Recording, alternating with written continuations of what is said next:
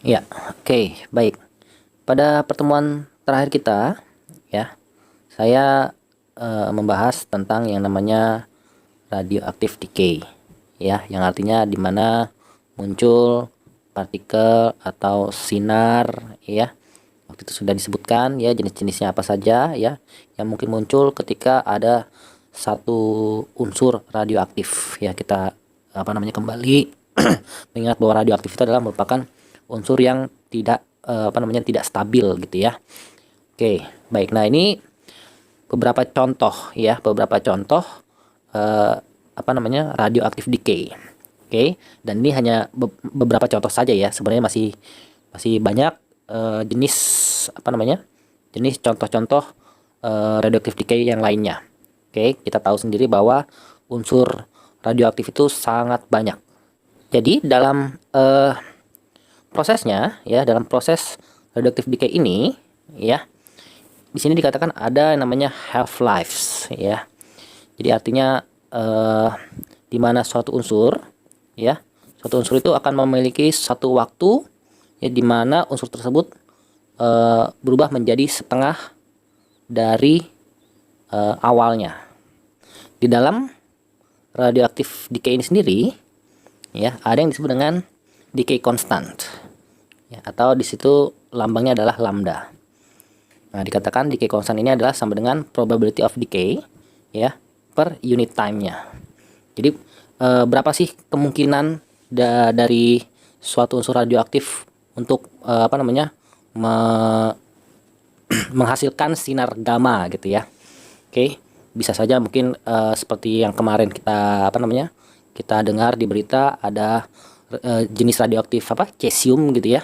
Cesium. Nah, itu mungkin bisa saja di dalam radioaktif cesium itu, ya, menghasilkan misalnya sinar alfa seperti ya, menghasilkan sinar alfa. Nah, jadi berapa sih kemungkinan sinar alfanya ini bisa muncul dari radioaktif tersebut. Nah, itu kita sebut dengan probability of decay, ya. Nah, kemungkinan munculnya ini, ya, diukur dalam satu interval waktu, oke, per unit time. Nah, itulah definisi dari decay constant atau si lambda ini. Jadi di sini ada yang disebut dengan yang namanya delta n gitu ya. Jadi ini adalah perhitungan dari selisih jumlah jumlah nukleus gitu ya. Nukleus yang sekiranya berubah menjadi zat-zat radioaktif, sinar-sinar radioaktif gitu ya. Oke, nilai delta n ini, ya, dirumuskan di situ sama dengan negatif, ya. Negatif n itu berarti jumlah awal dari nukleusnya. Oke. Kita sebut saja, ya, jumlah jumlah partikel-partikel pada nukleus pada zat radioaktif itu adalah sebagai nilai n, ya, di mana jumlah nukleus ini seiring dengan tingkat aktivitas gitu ya, aktivitas radioaktifnya yang menghasilkan menghasilkan sinar-sinar radioaktif tersebut, ya, itu akan mengalami yang namanya pengurangan seperti itu ya. Jadi jumlah dari nukleusnya itu sendiri, ya, itu punya kemungkinan, ya, sekali lagi punya kemungkinan, ya, karena tadi, ya, terkorelasi dengan yang namanya lambda, ya, decay constant tadi, ya, maka pasti akan mengalami yang namanya penurunan gitu ya. Besar nilai penurunan atau perubahannya ini, ya. Kenapa disebut penurunan? Ya karena biasanya yang namanya radioaktif itu, ya, dia akan semakin berkurang, ya, bukan semakin bertambah gitu ya, jumlah nukleusnya, ya. Makanya di situ dirumuskan, ya, perubahannya ini atau delta n-nya ini itu bertanda negatif, ya, di mana di situ ada nilai n, ya, n itu adalah sebagai jumlah jumlah nukleus di awalnya gitu ya, kemudian dikalikan dengan lambda, ya, probability-nya tadi, kemudian dikalikan dengan interval waktunya. Jadi selama interval waktu delta time tersebut, ya, itu akan ada perubahan jumlah nukleusnya sebesar nilai delta n. Oke. Nah, di sini ada lagi, ya, variabel lagi, ya, di sini adalah r, ya, yang artinya adalah di sini jumlah, ya, berapa jumlah radioaktif, ya, yang dihasilkan per per waktu gitu ya, atau sering disebut dengan decay rate atau laju apa ya kita sebutnya ya, laju radioaktivitasnya lah seperti itu. Oke. Nah, kemudian di sini ya, untuk SI unitnya sendiri ya, untuk SI unitnya sendiri itu laju laju decay ini ya, decay rate ini, oke, itu di situ disebutkan memiliki satuan becquerel ya. Oke, disesuaikan dengan mungkin nama penelitinya ya. Nama penelitinya waktu itu adalah si Henry Becquerel. Dimana ya, dimana 1 becquerel itu artinya 1 kali decay ya per second. Oke, makanya di situ 1 becquerel ya, itu satuannya jadi 1 per second gitu ya. Ya, oke, tapi sekali lagi 1 decay ini artinya kita bisa bermacam-macam ya. Yang di decay ini apakah alpha, beta, atau gamma gitu ya. Jadi sebenarnya 1 per second ini masih harus perlu didefinisikan lebih dalam lagi. Oke, nah selain becquerel, ini juga satuan lainnya untuk decay rate ini ya. Untuk decay rate ini ada satuan lainnya adalah Curie gitu ya. Nah, akhirnya ada konversi nilai ya dari Curie terhadap becquerel, di mana 1 Curie yaitu nilainya adalah 3,7 kali 10 becquerel. Oke. Nah, ini dilihat lagi nih, ini adalah perumusan dari tadi ya, si decay rate-nya tadi, R-nya tadi ya. Oke, nah ini jadi R ini nanti ya bisa bisa berubah, bisa memiliki satuan Curie atau bisa memiliki satuan becquerel gitu ya. Nah, tapi baik lagi kalau kita mengacunya kepada SI unit ya, maka R ini ya kita selalu pakai yang namanya becquerel. Oke. Disebutkan N ya, N pada waktu T ya itu akan sama dengan N0. Oke, berarti jumlah nukleus di awal ya dikalikan dengan E gitu ya, E pangkat minus T, jadi T kecilnya ini time ya, per, oke, di situ ada tau, di mana tau ini adalah 1 per lambda. Oke, lambda ini tadi kita sebutnya lambda tadi adalah ya decay constant. Decay constant. Oke. Nah, ini final ya. Ini adalah final nukleusnya. Oke, ini menjadi initial nukleus ya. Oke, dan ini adalah time-nya. Oke, nah sekarang kita lihat kenapa persamaannya bisa seperti ini ya. Oke, baik. Persamaannya bisa muncul seperti itu ya, karena ini adalah hasil dari eksperimen itu sendiri ya, dimana jumlah nukleus gitu ya. Kita harus ingat ya bahwa kalau misalnya ada perubahan jumlah nukleus, artinya di dalamnya pasti akan terjadi yang namanya perubahan massa ya, karena nukleus itu sendiri kan adalah bagian terbesar massa dari satu unsur, seperti itu dari satu atom ya. Oke, nah jadi dengan mudahnya saja ini bisa diukur gitu ya, berapa aktivitasnya sehingga menghasilkan adanya perubahan nukleusnya itu sendiri. Oke, nah jadi setelah diukur dan dicatat gitu ya, itu akan menghasilkan grafik seperti ini ya. Oke, akan menghasilkan grafik seperti ini, di mana grafik seperti ini ya persamaan matematis yang mendekati dari kurva seperti ini ya adalah bentuk persamaan tadi ya, bentuk persamaan ini. Oke, n sama dengan n0 ya kali E ya pangkat minus T per tau gitu ya. Oke, atau boleh juga di sini T-nya langsung dikali lambda ya, karena taunya adalah seper dari lambda itu sendiri. Oke, ya. Nah, ini kalau kita lihat artinya seiring dengan pertambahan waktu gitu ya. Oke, seiring dengan waktu yang terus berjalan. Nah, itu artinya perbandingan antara perbandingan antara jumlah nukleus di awal ya dengan nukleus di akhirnya itu akan semakin menurun gitu ya, akan semakin menurun. Nah, ini artinya bisa didefinisikan sebagai si unsur radioaktif itu akan cenderung selalu menjurus kepada satu kestabilan. Kita sebutnya seperti itu aja ya. Karena kalau radioaktif sudah tidak menjadi radioaktif lagi, berarti dia bisa dikatakan sudah stabil. Nah, jadi artinya selain kita berbicara tentang jumlah nukleusnya, ya, artinya ini juga bisa dibandingkan dengan tadi decay rate-nya ya. Oke, decay rate-nya atau laju apa namanya? Laju radioaktivitasnya ya. Oke, ini dia. Ini decay rate ya at T ya. Oke, yang ini decay rate initialnya. Oke, seperti itu. Nah, ya kurang lebih seperti itu ya kawan-kawan ya.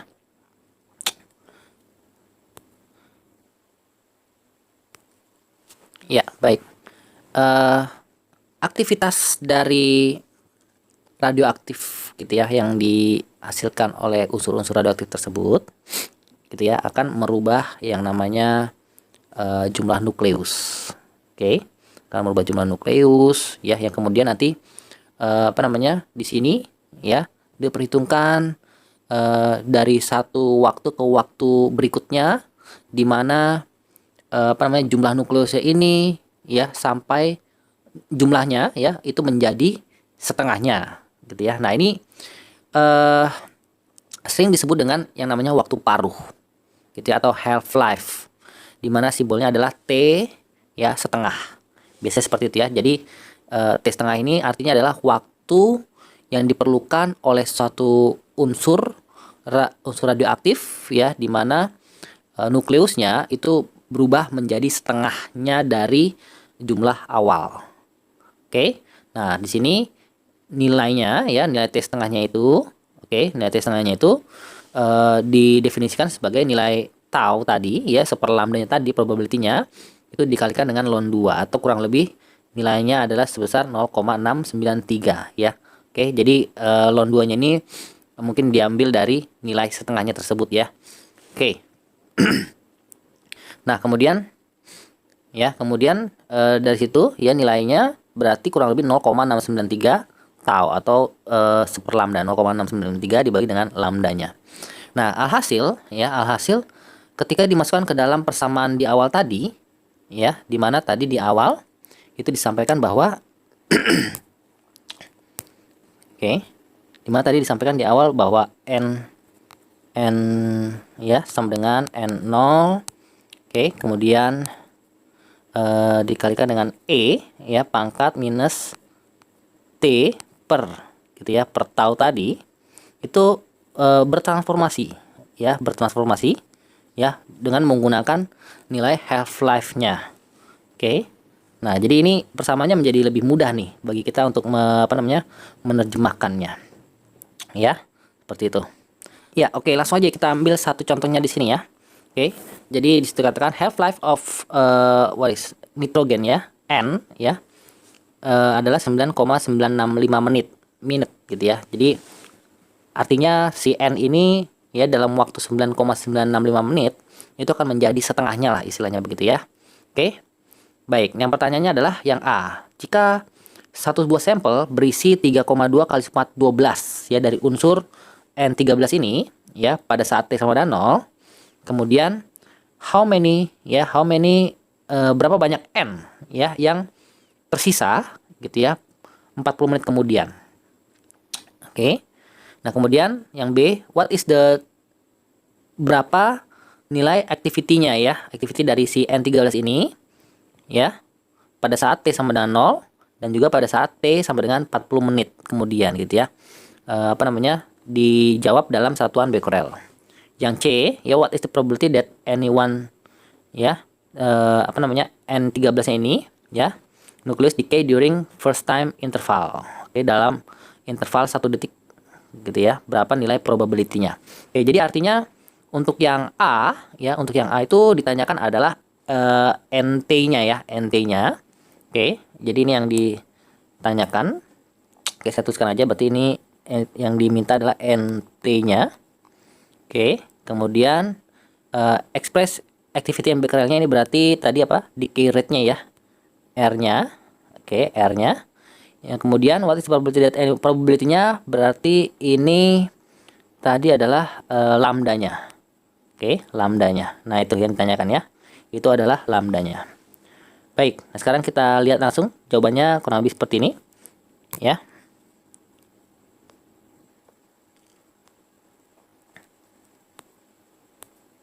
Ya, jawabannya langsung seperti itu, kita lihat, kita bisa lihat bersama ya. Jadi langsung kita pakai saja tadi persamaan untuk waktu paruhnya langsung ya, half life-nya, karena diberitahukan nilai T setengahnya. Ya, T setengahnya adalah 9,965. Kemudian dia minta waktu dari 0 sampai ke 40 menit. Ya, berarti nilai time-nya yang kita ukur adalah 40. Ya, jadi setengah ya dengan bilangan pangkat 40 dibagi dengan 9,965. Ya, dan N0-nya ini ya, N0-nya ini berarti tadi adalah N0-nya 3,2 kali 10 pangkat 12 ya, 3,2 kali 10 pangkat 12. Oke, jadi ini nggak ditulis ya. Ini 3,2 ya kali 10 pangkat 12 ya. Nah, ini N0-nya. Oke, baik, kurang lebih seperti itu yang A ya. Kemudian yang B-nya ya, yang B-nya tadi ya seperti yang saya katakan, ini yang B-nya. Ya, untuk yang B-nya ya, karena yang ditanyakan nilai R-nya. Oke. Nah, R-nya tadi itu adalah sebenarnya lambda kalikan dengan N gitu ya. Ya, oke. Jadi untuk R-nya ya, kita perlu mencari tahu lebih dulu ya nilai tau-nya. Oke. Nah, nilai tau-nya tadi kita bisa dapatkan dari half life-nya. Oke, tadi kan dikatakan bahwa half life-nya itu nilainya adalah tau dikalikan dengan ln 2 ya, atau 0,693 tau tadi kalau nggak salah ya. Oke, jadi terserah mau dapetin nilai taunya ya atau nilai dari lambdanya. Oke, dengan nilai n-nya itu adalah berarti jumlah nukleus pada saat itu juga gitu ya, pada detik pada detik tersebut juga ya. Oke, nah jadi di sini kita lihat ya hasil dari nilai taunya. Jangan lupa half life-nya ini karena kita ingin mencari R dalam satuan becquerel yang SI unit. Oke, makanya di sini T setengahnya yang tadinya dalam satuan menit kita harus ubah ke dalam detik dulu ya. Oke, kita ubah ke dalam detik, kemudian dibagi dengan 0,69 tadi, ln 2 sama dengan 0,693, maka hasilnya menjadi 862,6. Oke, nah ini kita lanjutkan ya. Jadi sekarang kita tahunya sudah punya, berarti tinggal untuk mencari nilai R-nya ya, berarti ini tinggal kita kita tinggal tulis saja ya di sininya nih ya, ini kita gantikan dengan 3,2 kali 412 gitu ya, dimana taunya ini kita masukkan ke dalam ya persamaan ini. Oke, seperti itu ya. Nah, jadi dengan mudah saja kita mendapatkan nilai R-nya, dimana kalau ini dihitung ya, dihitung nilainya. Oke, nah ini jadi N sama dengan 3,2 tadi itu adalah pada detik ke 0 ya. Oke, jadi yang 3,2 itu kita pakainya pada detik ke 0-nya tadi, sedangkan untuk yang detik ke-40 kita memakainya yang 1,98 gitu ya. Karena pada detik ke-40 bukan detik ke-40 ya, pada menit ke-40 gitu ya. Pada menit ke-40, oke, pada menit ke-40 itu pasti jumlah nukleusnya udah berkurang. Oke, yang C ya, nilai lambdanya ya langsung aja. Lambdanya berarti adalah 1 per dari taunya ya tadi. Oke. Nah, seperti itu. Baik. Ya. Oke, nah ini kalau kalian lihat ya, satu contoh berikut ya, itu adalah dimana kita bisa lihat bahwa salah satu manfaat kita belajar waktu paruh dari suatu zat ya, satu unsur, itu adalah kita bisa mengetahui umur dari suatu benda ya, atau suatu peninggalan masa-masa peninggalan sejarah gitu ya, kurang lebih ya. Seperti contohkan seperti ini ya, dimana ada suatu suatu peninggalan Yunani di tempat tersebut ternyata ditemukan sebuah batu bara yang mungkin tidak banyak ya, dimana karkol tersebut ya diketahui jenisnya adalah karbon 14, dimana sampelnya nilainya adalah 3,82, oke, dengan aktivitas sebesar 0,64 becquerel. Oke, nah ini silakan kalian lihat lagi lebih lanjut ya, jawabannya sudah ada ya di buku kalian dan juga di PPT ini. Oke, nanti silahkan kalau ada pertanyaan ya, kita akan saya coba pandu atau coba menjawab gitu ya. Oke.